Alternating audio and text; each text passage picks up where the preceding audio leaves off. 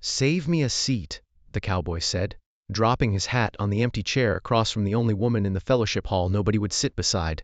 Then he looked past her shoulder, toward the church doors rattling in the wind, and added in a lower voice, "Please stay now." The room went still in the way only a crowded room can, with forks halfway to mouths, and the faint scrape of chair legs sounding louder than a gun cocking. Steam lifted off bowls of venison stew. Kerosene lamps breathed a yellow haze against whitewashed plank walls. Somewhere near the pie table, a baby fussed, then went silent when its mother pulled it close. Outside, the wind dragged dust over the church steps, like something searching for a crack to slip through. The woman glanced at the hat, then at the stranger who had claimed the seat without asking permission. He was lean and sun-browned, coat darkened at one shoulder by fresh blood, jaw rough with travel, eyes fixed on the doors as if he expected them to burst inward. He had the stillness of a man who knew how quickly stillness could break. "You always take a chair before you're offered one?" she asked. "Only when the wrong men are waiting outside for the right woman." A murmur moved through the hall. Nobody liked the sound of that, but nobody liked her either, and that made them angrier still. She sat alone at the end of the long table, with a cracked blue bowl, a heel of cornbread, and a pie plate no one had touched, except to set it down too hard. Widow Nora Tate. The whole town knew her name, and used it like a warning. Her husband had died with a rustler's mark on him, and in a place like Red Willow, blame stuck to the widow longer than dust. Nora folded her hands in her lap. "You know me? I know who the men outside came for." That was when old Deacon Price rose from the next table, cheeks gone hard and pink. "If this is your trouble, Mrs. Tate, take it out of God's house." Cal Mercer turned before Nora could answer. "If it was only hers, I'd have kept riding." He said it quietly. Quiet made it worse. The deacon's mouth tightened, but he sat back down after one look at the Colt low on the stranger's hip, and the blood drying through his shirt. The preacher, Reverend Sloane, paused beside the coffee urn with his ladle in hand. He was a spare, gray-haired man, with tired shoulders and kind eyes that had seen too much burying. He did not speak, but Cal saw him reading the room, measuring fear against decency. Nora leaned forward slightly. "Who are you?" "Name's Cal Mercer." She searched his face, not in welcome but as if fitting him to a story she hoped was false. "You rode for Harlan Pike once." It was not a question. A shutter banged outside. Every head in the hall turned. Cal eased into the chair across from her without taking his eyes from the windows. The wood creaked under him. "Used to. And now?" "Now I'm the reason 2 of his men are lying in Cottonwood Wash with their horses gone and their pride bleeding out in the dirt." That woke the room completely. Spoons clicked against crockery. The smell of stew and biscuits suddenly seemed too warm, too homely for the cold shape of danger entering the church. Harlan Pike's name had weight in Red Willow. Cattle, wells, freight contracts, votes. A man with polished boots, expensive whiskey, and the habit of smiling before he ruined somebody. Nora's expression did not change, but Cal saw her thumb rub once against the edge of the table. The smallest betrayal of nerves. "Why would Pike send men after me?" "Because your husband didn't die for stealing calves." That landed harder than any shouted accusation. Across the hall, somebody whispered a prayer. Somebody else muttered "liar." The kerosene lamps hissed softly, their glass chimneys fogged by heat. Outside, a horse snorted close to the church wall. Nora's chin lifted. "Say what you came to say." Cal pulled off his gloves finger by finger. Rope burns striped his palm. 3 nights ago I was in Abilene. I heard Pike drunk enough to boast. Said Owen Tate kept a paper book that could strip half this county down to bare truth. Deeds, water claims, bribes, names, he said. The widow still had it, and tonight he meant to end the waiting. Her eyes held his, dark, steady, furious. "If you knew that, why come here at all?" "Because I knew Owen." A pulse beat once in her throat. Reverend Sloane came over at last, carrying a pot of coffee as if this were still an ordinary supper. He poured Cal a cup, then Nora another. His hand trembled only when the church door gave a sudden hard knock from outside. Not a neighbor's knock. Slow, measured, like a man enjoying the sound it made. Nobody moved. The second knock came deeper, making the hinges groan. Cal rose halfway, one hand on the back of his chair. Nobody opens that. Sheriff Dobb, broad as a feed wagon and twice as slow, pushed up from the far end of the room. Sweat darkened his vest. "This is town business. This is Pike's business," Cal said. "Difference matters." Dobb frowned, but before he could answer, Nora stood. "Not fast, Not dramatic, just straight and calm, which somehow drew every eye harder than fear would have. "If they want me, let them say it in front of the congregation." Cal turned on her. "No? You don't command me." "No," he said, voice flattening, "but I know what men like Pike do when doors open easy." Something changed in her then. Not trust, recognition maybe, recognition of the fact that he was not trying to own the moment, only hold it together. The third knock came with a scrape, and a small wrapped object slid under the church door, bumping across the worn boards until it stopped against the leg of Nora's chair. A child whimpered. Cal crossed the distance in 2 steps, crouched and reached for it. The paper was greasy with dust. He unwrapped a mason jar, shattered at the mouth, with a strip of cloth stuffed inside. On the cloth, written in coal-black ink, were 6 words: "Bring the ledger by midnight. Alone." A second line had been added beneath it: "Or we burn the church full." When Cal lifted the cloth, a silver wedding band dropped into his hand, still sticky with blood not yet dry. Nora did not scream. She didn't sway. She simply stared at the ring, and the color left her face so completely the lamplight seemed to shine through her skin. "It was in my dresser drawer this morning," she whispered. Outside, riders laughed softly in the dark. Cal closed his fist around the ring and looked at Reverend Sloane, the sheriff, the deacon, all the people who had spent months pretending the widow at the end of the table was someone else's burden. Then he set the colt on the white tablecloth beside the untouched pie and said, "Now everybody in this room gets to decide what kind of Christians they are before midnight." No one reached for a spoon after that. The fellowship hall seemed to shrink around the lamplight, all its warmth driven thin by fear. The smell of coffee turned bitter. Rain had not fallen in weeks, yet the air before a fire has its own dryness, and suddenly every board in the church felt hungry for flame. Women gathered children close, men avoided one another's eyes. They all knew Harlan Pike could make good on a threat. The only question was whether anyone in Red Willow would dare make him pay for it.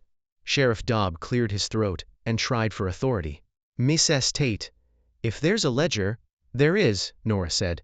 A hiss of disapproval passed through the room, not because she had lied before, but because she had told the truth now. Truth forced people to choose. Dobb's jowls tightened, then handed over. "Better a book than a church." "And when I hand it over," Nora asked, "you think Pike rides away smiling? You think men who send wedding rings soaked in blood keep their promises?" The sheriff did not answer. Cal picked up his cup, swallowed cold coffee, and grimaced. "She's right. If Pike gets the ledger, he burns the church anyway to bury the trail." Deacon Price slapped the table. "Easy for you to say, stranger. You brought this storm in here." Cal let that sit. He had no defense that would sound clean. He had once ridden under Pike's brand, taking wages, looking the other way, telling himself a man could survive one dirty season without becoming dirt. Owen Tate had tried to tell him different. Owen had been the kind who believed paper mattered because paper outlived bullets. Cal had laughed at him then. 2 days later, Owen was dead in a ditch, branded a thief. Reverend Sloane set down the coffee pot. "Enough. Blame can wait. Tonight we decide whether fear rules this town or conscience does. That conscience ever stop a bullet, Reverend?" Price shot back. "No," Sloane said, "but sometimes it decides where a man stands when one comes." Silence followed that. Heavy, breathing silence. Nora turned to Cal. "Why did you really come?" He could have given the easy answer. Could have said guilt. Could have said debt. Both were true. Neither was enough. "I was headed west," he said. "Planned on crossing the state line before dawn. Then I heard Pike speak your husband's name like it was already buried for good. I remembered Owen sitting by a chuck fire telling me, 'Truth is a stubborn thing.' I remembered I left him alone the night he needed one witness. Figured I had one chance left not to do that again." The words did not soften her. They sharpened her. "So this is penance. It started that way. And now?" Cal looked at the ring in his palm. "Now, it's because they mean to kill you." For the first time, hurt flashed hotter than her self-command. Not fear, not gratitude. Anger at the fact that survival had become a communal question instead of a private right. She drew a breath and faced the room. "The ledger names men in this town. Men who signed false deeds after the creek changed course. Men who sold widows water from wells that were never theirs. Men who took Pike's money and called it business. My husband found it in the freight office because he kept books better than Pike's own foreman. He told me if anything happened to him, I was to hold it until someone decent still had a spine." She let that settle among them like ash. "Well," Deacon Price muttered, Looks like he misjudged the supply. Cal almost smiled, but Nora beat him to it. No, she said, reaching beneath the table. Looks like he knew exactly how scarce it would be. She brought up a short-barreled shotgun wrapped in a flour sack and laid it across her lap. Several women gasped. One of the older men actually crossed himself. Cal stared. You brought that to a church supper? I brought pie too, she said. Only one of them was for sharing. That changed the room more than any plea could have. A woman everyone had dismissed as a cursed widow had come armed and clear-eyed, not begging rescue, but preparing to resist. It embarrassed the men. Good, Cal thought. Embarrassment sometimes ripens into courage. He stood. We split the room, women and children, to the stone cellar under the parsonage. 2 men on the north windows, 2 on the south, lamps shaded low. No one rides out alone. Sheriff, you still got deputies worth a damn? Dobb bristled at being ordered in his own town, yet the habit of command in Cal's voice worked on people before pride could object. I got Ellis. And Boone. Boone's loyal. The sheriff hesitated half a blink too long. Cal noticed. So did Nora. Ellis then, Cal said. Reverend, you know the cellar key? Sloane nodded. Nora rose with the shotgun. The ledger isn't in my house. If Pike burns it, he gets nothing. Where is it? Cal asked. She studied him. Safe? Safe enough? It has been so far. Before Cal could press, a crash sounded outside. Glass shattering, horse hooves scuffing, a laugh cut short by distance. Cal moved to the window and lifted the curtain edge with 2 fingers. Across the street, the dark bulk of the Mercantile stood with its front lantern swinging. One of Pike's riders sat easy in the saddle beneath it, face covered by a kerchief, rifle resting across the pommel like an afterthought. He's letting us know he's patient, Cal said. No, Nora answered, loading shells with quick, practiced hands. He's letting us know he can see us afraid. That was when little Tommy Ellis, all of 8 years and freckles, started crying because his mother had pushed him toward the cellar stairs. The sound sliced the room clean through. Men who would argue with danger could not bear a child hearing it plain. Cal crossed to the boy, crouched, and slid the silver wedding ring into Tommy's palm. Hold this for a minute, he said. The boy sniffed, startled. Why? Because I need a man I can trust. Tommy straightened without meaning to. His tears slowed. Nora saw it and looked away quickly, as if some private wall inside her had shifted and she did not want it witnessed. The townspeople began moving then. Benches scraped, crocks were lifted, children carried blankets. Reverend Sloane opened the cellar with shaking keys. Order grew from fear, one task at a time. Cal stepped close to Nora while the room churned around them. If midnight comes and Pike asks for the ledger, what do you choose? Save the church or save the truth? Her face was pale, but her voice was steady.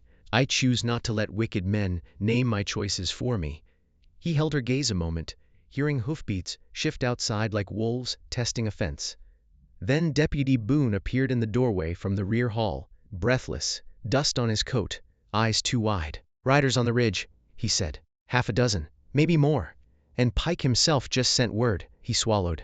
At midnight, Boone said, if the widow won't walk out, they start with the parsonage and work their way through town. The church bell overhead gave one long, lonely groan in the wind, like iron already mourning what morning might find. By 11, Red Willow smelled of smoke, though nothing had burned yet. That was how fear worked on a dry night. It put fire in the throat, before flame ever touched wood. Men posted at the windows, licked cracked lips, and peered through narrow gaps in the curtains. The lamps had been turned low enough that faces hovered like pale shapes in a mine shaft. Outside, the moon hung thin and sharp above the ridge, silvering wagon ruts and tin rooftops while leaving the alley mouths black as open graves. Cal moved through the church with a rifle in one hand and Nora's husband's ring in his pocket. He checked the north window, the side door, the cellar latch, then the front again. Motion gave his mind something to bite besides memory. Still, memory came. Owen Tate laughing over beans on a trail drive. Owen arguing that a man who keeps silent for pay sells more than labor. Owen dead. Cal riding away, because Pike's outfit still carried his wages, and fear is easiest when it calls itself caution. Nora stood near the pulpit with the shotgun and a box of shells tucked under one arm. Her black dress had a tear at the cuff. Her hair had begun to loosen. One dark strand stuck to her cheek by sweat. She did not look fragile. She looked like a decision made flesh. "Deputy Ellis says there are 8 riders now," she said. "Means Pike wants witnesses. He always did." Cal glanced at her. "You know him that well?" "I know the kind." Before he could answer, a sudden burst of hoofbeats hammered from the far end of town. Fast, hard, then shouting, then the crack of a rifle. Everyone in the church froze. "It's the livery!" Deputy Ellis yelled from the south window. "They hit the livery!" Cal was already moving. He hit the door, yanked it open, and stepped into hot wind and moonlight full of dust. Across the street, the livery roof had caught at one corner. Orange flame licked upward, small but greedy. 2 horses screamed inside. A rider burst from behind the water trough and fired. The bullet shattered a porch post near Cal's head, spraying splinters across his face. He dropped, rolled behind the hitch rail, and shot back once. The rider jerked, lost the saddle, and hit the dirt hard enough to bounce. Another rifle answered from above. The church bell tower. Nora. Her shot clipped the hat off a second man racing toward the livery with a torch. The horse swerved. The torch fell. Fire bloomed in the dust, then died. "Good girl," Cal muttered, not realizing he had said it aloud. The street exploded into motion. Deputy Ellis dragged a water barrel. Reverend Sloan ushered 2 older boys carrying buckets. Sheriff Dobb appeared with his revolver drawn and his belly leading him, shouting orders too late to matter. Hoofbeats split in 3 directions. Pike's men circling, probing, drawing defenders out. Cal ran low toward the livery because the horses inside had turned frantic, pounding the stalls. He could not leave them. He also knew that was exactly why the fire had been set. "Mercer!" Nora called from above. He looked up once. Window, left. He pivoted as muzzle flash flared in the mercantile 2nd story. The shot missed his throat by inches and tore through his coat collar. Cal fired from the hip. Glass burst outward. A body fell half through the window frame, hung there a breath, then dropped limp to the boardwalk below. No time to think. He lunged into the livery through smoke and heat. Inside, the air was thick with singed hay and horse sweat. One gelding had kicked its stall half apart. Another rolled wild-eyed, rope tangled around its neck. Cal threw his shoulder into the bar, lifted, cut rope, slapped rumps, coughed until sparks danced in his vision. Hooves thundered past him into the street. Then he heard a small voice. "Not horse, boy." He turned and saw Tommy Ellis crouched behind a feed bin, frozen, smoke already turning his freckles gray. "Damn it," Cal breathed. He sprinted, snatched the child up, and covered his head with his own coat. Behind them, the burning corner of the roof let out a crack like a rifle line. The world flashed orange. Cal ran blind through sparks, boots slipping on spilled grain, and dove out the side door, just as the roof beam slammed down where they had been. They hit the dirt hard. Tommy sobbed once, then clung. "Got you," Cal grunted, pushing himself up on one elbow. Across the street, Nora had come down from the bell tower and was firing from behind the stone horse block. Smoke dragged past her.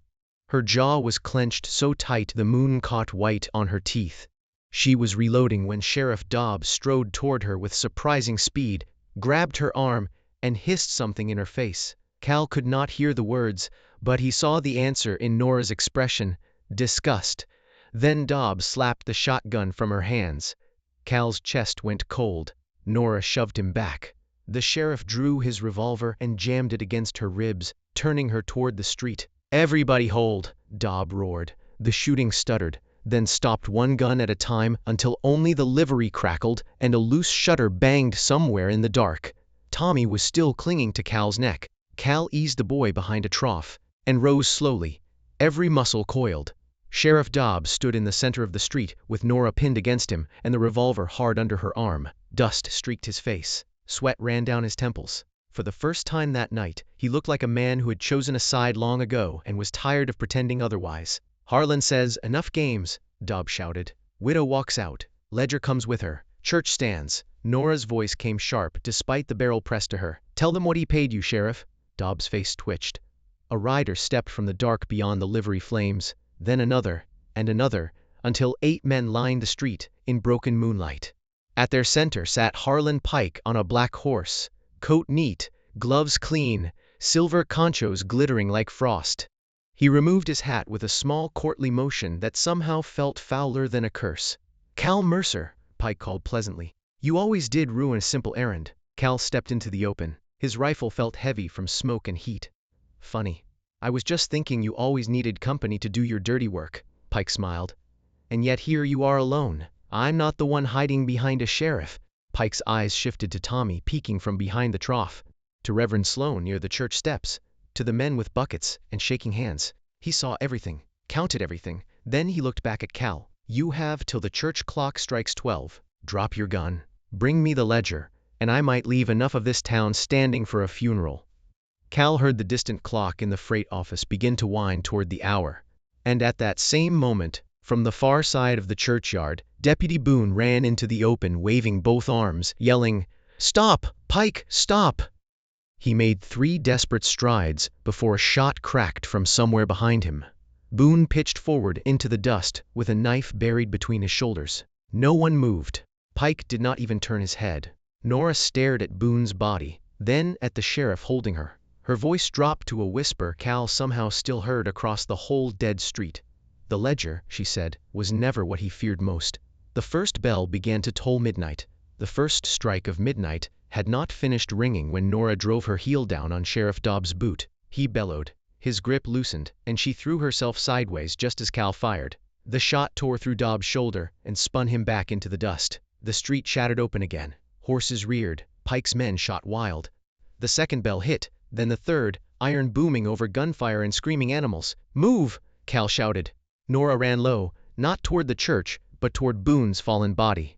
Cal cursed and followed, bullets whining past them like angry insects. She reached the deputy first, rolled him over, and tore open his vest. Boone was dying, blood pumping black through his shirt, but one shaking hand clutched the edge of his coat, as if he had saved one last breath for a reason. "Pocket," he rasped. Nora shoved her hand inside and came up with a folded scrap of paper sealed in candle wax. Pike saw it. "Get that." Everything after that became speed and heat. Cal fired twice, dropping one rider, then lunged for Nora and hauled her behind the stock tank as a volley splintered the trough. Water fanned into the dust. Horses screamed. Reverend Sloane dragged Tommy and 2 others toward the parsonage cellar. Deacon Price, who had talked brave only from benches, now stood in the open with a bucket line, hauling water at the livery fire, because some men find their courage only after they've already failed themselves. "Can you run?" Cal asked. Nora checked the shotgun she had snatched back from the dirt. "Can you bleed quieter?" He looked down. A groove had opened along his ribs where a bullet had kissed him on the pass. Warm blood soaked his waistband. He hadn't felt it yet through the rush. "That bad?" she asked. "Worse if I stand here talking." They broke for the alley behind the church while Ellis and Price fired from the porch to cover them. Pike shouted for pursuit. Hoofbeats clattered on stone, then split when Cal cut through the wash behind the graveyard, where horses would stumble on loose shale. He knew the terrain from older nights when he had once ridden scouting lines for men he should have despised. At the far end of the wash stood the abandoned root cellar behind the old schoolhouse, half sunk into earth and hidden by tumbleweed. Cal shoved Nora inside first, ducked in after her, and pulled the door down just as riders thundered past above them. Darkness swallowed everything. For a long moment all they could hear was their own breathing, the muffled boom of distant shots, and the slow rain of dirt shaken loose from the cellar roof. The air smelled of old potatoes, damp clay, and gun smoke caught in wool. Then Nora struck a lucifer match.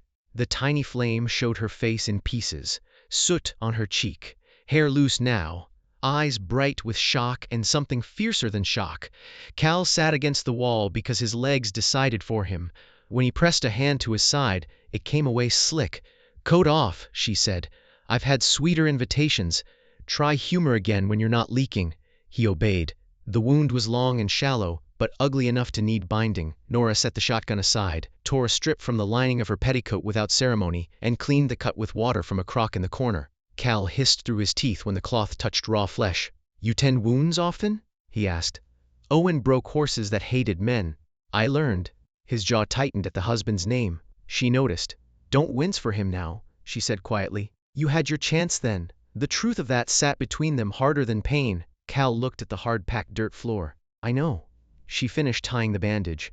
"Boone carried this for a reason." She opened the folded paper. The candle wax seal cracked softly. Inside was a single page, torn from a ledger, and a note written in a hurried hand. Cal leaned closer to read by matchlight.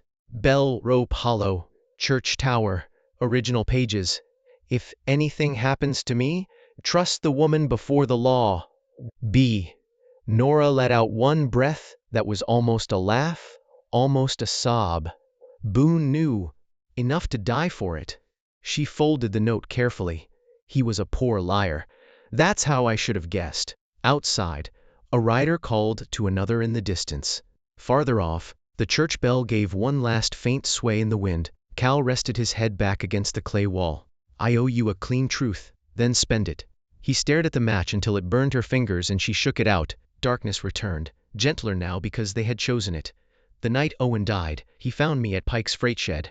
Said he had names, pages, proof enough to hang men in broad daylight.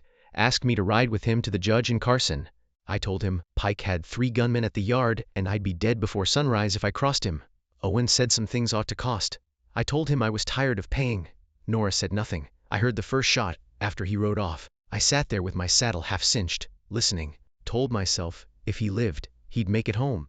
Told myself, if he died, I hadn't pulled the trigger. By morning I had 100 reasons. None of them kept him alive. When he finished, the cellar seemed smaller. Nora reached into the pocket sewn inside her skirt and took out a flat object wrapped in cloth. She unfolded it and laid a carved wooden token in her palm, worn smooth by years of handling. It was the size of a silver dollar, cut from oak, with 2 letters burned into one side. O.T. He gave me this before our wedding, she said. Said men spend coins until nothing's left, so he made me something they couldn't gamble away. Cal looked at it but did not touch. Why show me? Because I wanted to hate you cleanly. It would have been easier. Her voice thinned, then steadied again. But you came back when you could have kept riding, and men don't usually choose the harder road twice unless the second choice means something. He swallowed. What if it means I'm late? Late is not the same as absent. Those words entered him deeper than whiskey ever had. Outside, the hoofbeats had faded. Pike's men were regrouping. Dawn was still a long way off. The town still trembled. Death still waited. Yet in the cramped dark of that dirt cellar, something shifted that no threat from Pike could fully crush. 2 wounded people looking at one another without flinching from the truth. Cal nodded toward the token. What do you choose now? Nora closed her fingers around the carved oak. We go back. We pull the pages from the bell rope. We ring every soul in Red Willow awake with names they can't unhear. That'll put Pike in the open. It'll put us there too. He managed a tired smile. Mercy isn't obedience. Her eyes met his. For the first time all night, warmth touched them. No, she said. It's what's left when fear stops giving orders. Above them, the wind moved over the schoolhouse roof, softer now, almost like a hand passing over old scars. Then, from somewhere close outside the cellar door, a boot scraped dirt and a voice drawled through the planks. Touching speech, widow. Pike. And now, he said, I'd like the rest of it in person. Cal did not wait for the door to lift. He fired through it. The shot blew splinters outward and earned a sharp curse from the darkness above. Nora kicked the lower plank as Cal lunged, and together they burst from the cellar into cold night and gunsmoke. Pike stumbled back, clutching his forearm. One of his riders swung a rifle toward Nora, but she fired first. The muzzle flash whitened her face for an instant. Then the man folded into the weeds. Church! Cal shouted. They ran. The town looked half-ruined in the moonlight. The livery still glowed red at the edges, hissing where bucket lines had slowed the flames. Windows were broken. Chickens shrieked loose in the lane. Somewhere a dog barked itself hoarse. Yet the church still stood, white steeple black against the paling eastern sky, stubborn as prayer. Behind them, Pike roared for his men. Hoofbeats answered. Cal and Nora cut through the graveyard, boots thudding soft between tilted stones. At the church porch, Deputy Ellis pulled the door open from inside, wild-eyed and sweating. You're alive, he blurted. Keep proving useful, Cal said, pushing past. Inside, Reverend Sloane had brought the townsfolk back up from the cellar, faces turned toward Nora, as if she had returned carrying judgment itself. Tommy Ellis still clutched Owen's wedding ring on a string around his neck. Deacon Price stood with a singed sleeve and a rifle he now looked prepared to use. The bell rope, Nora said. Ellis pointed upward. Tower ladder. Cal took it 2 rungs at a time despite the fire in his side. The tower smelled of pigeon dust, old timber, and hot iron. The bell swayed faintly overhead, chain groaning. He found the rope, slit the hollow braided section with his knife, and outslid a tight roll of oilcloth pages bound with twine. Ledger sheets, original ones. Owen Tate's last ammunition. Below, the church doors slammed under the force of Pike's men hitting them from outside. Women cried out. Sheriff Dobb, pale and bleeding from the shoulder, sat propped against a pew with shame pouring off him thicker than blood. Cal climbed down and tossed the pages to Nora. She opened them fast, scanning names by lamplight. Price Lumber, Dobb, Pike Cattle, Mercer Freight Transfer. Cal flinched. Old signatures, old complicities. Nora looked up. Your name's here. Then read it too. The doors shuttered again. Reverend Sloane faced the congregation. You all hear him? Cal checked the rifle, then passed it to Deacon Price. You wanted a conscience that stops bullets. Tonight, it's called Standing Together. Price swallowed, then took position at the side window. Pike's voice boomed from the porch. Last chance. Send out the widow and the book, and I'll leave the rest of you to your hymns. Nora stepped into the center aisle with the pages in hand. Her voice, when she answered, carried clear as the bell overhead. No, Harlan. Tonight, they hear what Owen died for. She began reading. Names, dates, water claims forged after widows signed with crosses because they couldn't write. Bribe sums, freight kickbacks, sheriff payments, land stolen by inches until it became miles. Each name struck the room like a hammer on an anvil. Faces changed as people heard neighbors, cousins, elders, and themselves dragged into daylight. The doors burst inward. Pike entered with 3 men behind him, revolver drawn, coat dusted white from the porch. Dawn's first gray light edged around his shoulders like smoke. He smiled when he saw the pages in Nora's hand. Then, he saw the townsfolk not cowering, but standing. Something in his smile thinned. You think reading numbers makes you righteous? He said. No, Nora answered. Just harder to lie over. Pike raised the revolver toward her. Cal stepped between them. For a heartbeat, nobody moved. The church held its breath. The bell rope swayed overhead. Somewhere embers popped in the livery across the street. Pike's eyes settled on Cal. Move, or I finish what you were too weak to let happen years ago. Cal felt every mile he had ridden to avoid this man, every excuse he had ever polished, every dead thing left behind by silence. Then he thought of Tommy holding a ring like trust, of Nora in the cellar saying late was not absent, of Owen Tate believing paper could outlast fear if one living man had the courage to hold the line long enough. I'm done moving for you, Cal said. Pike fired. The shot hit Cal high in the shoulder and spun him against the pew end. He heard women cry out, heard someone shouting his name, did not know if it was Nora or the Reverend or his own memory coming loose. Pike cocked again. Then Sheriff Dobb rose behind the last pew, face gray with pain, and aimed his own revolver with both shaking hands. Harlan, he said, voice cracking. It's done. Pike turned in disbelief. You fat coward? Dobb pulled the trigger. The shot missed wide, but it broke Pike's rhythm. Nora did not waste the opening. She fired the shotgun once. The blast tore Pike's gun from his hand and knocked him sideways into the front rail. One of his riders lunged for the pages. Deacon Price clubbed him down with the rifle stock. Deputy Ellis tackled another. Reverend Sloane, of all men, swung a brass candlestick into the third attacker's jaw with Old Testament force. Pike scrabbled for his fallen revolver near the altar step. Cal saw it. He could have killed him then. Clean shot, easy shot. A year ago he would have called it justice and slept badly beside it forever. Instead, he kicked the gun away and drove Pike face first into the floorboards, pinning his arm until bones ground and the cattle baron howled like any other man discovering money did not harden flesh. Why? Pike spat blood onto the church floor. After all this, why leave me breathing? Cal pressed him down harder. Because the town ought to look you in the eye when you hear sentence. Outside, more riders approached, but when they saw Pike dragged onto the church porch at sunrise with half the town behind him and the ledger pages held high in Nora's hands, they reined up uncertainly. Men who work for fear alone seldom stay loyal once fear has been pulled off its horse. Deputy Ellis collected their guns. No one resisted long. By full dawn, Pike, Dobb, and the surviving riders sat bound in a wagon under guard. Reverend Sloane had sent 2 riders for the territorial judge in Carson, and 3 copies of the ledger pages with them, by different roads. Owen Tate's truth, once hidden in a bell rope, now traveled faster than any bullet could catch. Cal sat on the church steps, while Nora stitched his shoulder with hands steadier than his. The morning smelled of ash, coffee, damp earth, and something clean beneath it, the strange, clean smell that comes after a hard storm even when the sky never opened. Townspeople moved around them carrying water, sweeping glass, speaking in lowered voices that no longer cut toward Nora when they said her name. Tommy Ellis came over and held out the wedding ring. Cal glanced at Nora. She took it from the boy, slid it onto a chain at her throat, and kissed Tommy's brow. The child grinned, shy and proud, then ran off to help stack hymnals. "You still heading west?" Nora asked.